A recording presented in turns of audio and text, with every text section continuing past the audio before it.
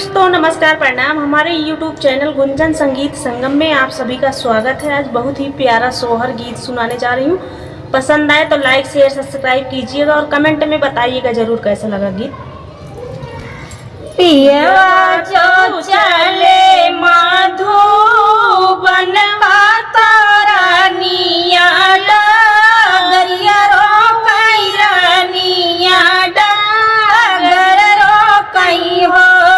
पियवा जाऊ तुमरा गुड़वा पी रही हैया उदहिया याल सही हैया उदहिया याल सही हो। पियवा आंध्र बेदन पैहा वलिया कहब दुख कैसे कहब दुख कैसे न हो। पियवा आंध्र बेदन कर हलिया कहब दुख कैसे कहब दुख कैसे न हो। जऊ तोहरा मुड़वा पी रही हैया उदहिया याल सही हैया उदहिया याल सही हो।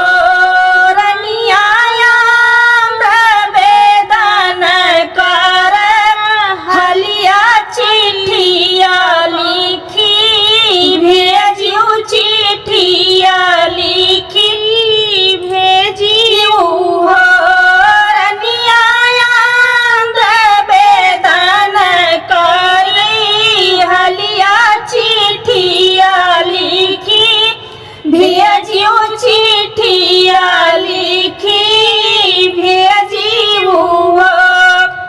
केथुआ ने कागज बनहुआ केथुआ के स्याही त केथुआ के स्याही हो।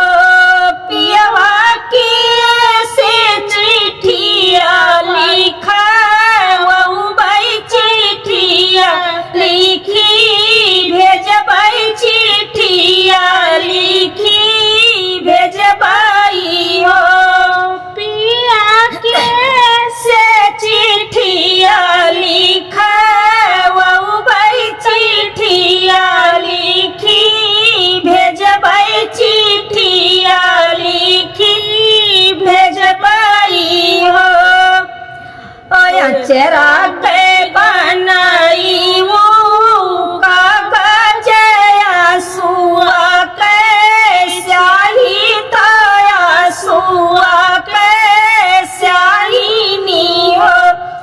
रानी देवरा से चिट्ठिया लिखायो चिट्ठिया लिखी भेजियो चिट्ठिया लिखी भेजियो।